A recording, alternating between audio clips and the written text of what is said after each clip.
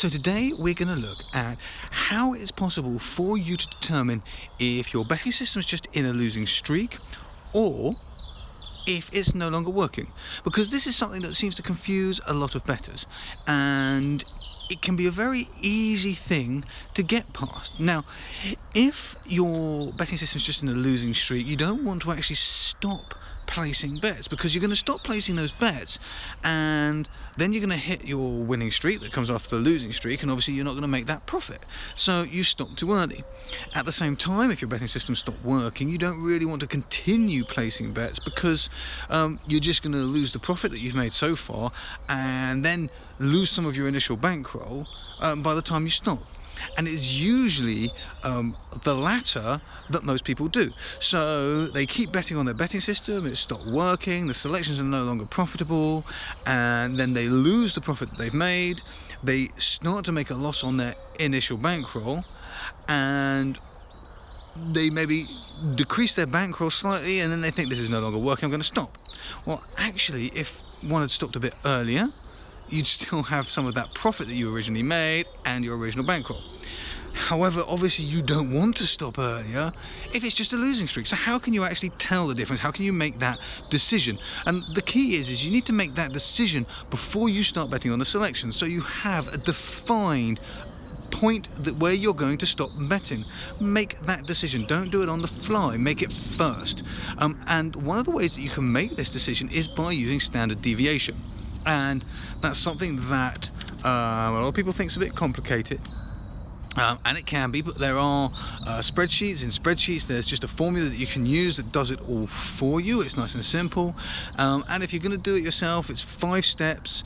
The calculations are pretty simple to follow, and I'll drop a link to a blog post with those steps underneath this video, or with this video, so you can actually follow along with those steps if you like. And there are 2 ways that you can do this. You can do it on your losing streaks, so you start to determine how long a losing streak you can expect, but always remember that if you are doing this on losing streaks, it's quite possible for you to have a losing streak followed by a couple of wins and then another long losing streak afterwards.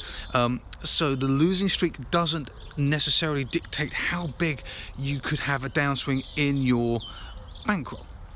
The other way you can do it is actually on your profit, and you do this by taking the high point in profit and then see how far down it drops. So let's say your high point was £100 and you drop down to £20 as the lowest point before you then went to a new high point of 110. Well, in that small bet sequence, your downswing would be £20, and then you look for the next downswing. Maybe you go from 110 to 120 pounds to 130 pounds, and then the next downswing takes you to 60 pounds. So actually you've lost 90 pounds in that downswing before you then reach a new high point again. So you can use the actual drawdown in your bankroll for this process as well. And what we then do is, using standard deviation, we create the standard deviation of either your losing streaks or these downswings, these bankroll drawdowns, I should say. And with that information, based on either your real life bets and selections, or your paper trading, your testing, your system results, however you've got those results, we take that information and we can apply it to tell us how long, with a 99% confidence level, how long a losing sequence we should actually have, or how big a drawdown in our bankroll we should actually have. And that can then become our base level for stopping betting, because at that point we are 99% confidence we should not break that. We are and that becomes our base level, and if we hit that point, we stop our betting and we look at our strategy. Possibly the strategy stopped working, or possibly we need to make a few tweaks, or it could just be that circumstances have changed slightly on the track or somewhere else, or we need to revisit it, or it might just be an elongated sequence, but that's okay because we can paper trade that for a while. When the levels come back to an expected level, to something that we're more familiar with, then at that point we can start live betting again. So putting this in place before you actually start placing your bets is psychologically hugely important, because if you're placing your bets without knowing what your threshold is for stopping betting, then you've got no defined barrier, as it were. So you're never going to be quite sure if this is a losing sequence that you should expect, if you are even comfortable with the strategy and where it's at, because maybe you thought you'd only get 10 bets in a losing sequence, and then you do this and you realise that actually you could have 30.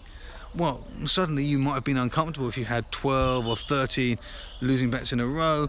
Now you know that is actually well within the range of what you can expect from your system or your strategy, so there's no need to panic. It will also affect how you possibly decide on the bankroll that you're going to use, how many units you're going to have in that bankroll. It's going to affect all of these things, but the biggest effect is going to be on your mind, because it's going to give you the confidence to know that you're going to follow this system. If you hit a losing sequence of X amount, or you hit a bankroll drawdown of Y amount, then at that point you're going to stop and you're going to re-look at this system and this strategy, and you're going to investigate further. Is this something we can explain? Has some piece of information become more widely available to the general public? So have the odds dropped on these selections outside of the norm? And after that, there are various other tests that we can put in place to try and help confirm that piece of information. However, we can actually give ourselves the mental freedom within our betting and the strength to be confident in our process, to be confident in our strategy, to be confident in the bankroll that we've got, which is obviously always money that we can afford to lose anyway, and be confident in our expectations. So we know what to expect. 99% of bettors don't know what to expect from the long-term results of the bets that they're placing. And that's what lets them down.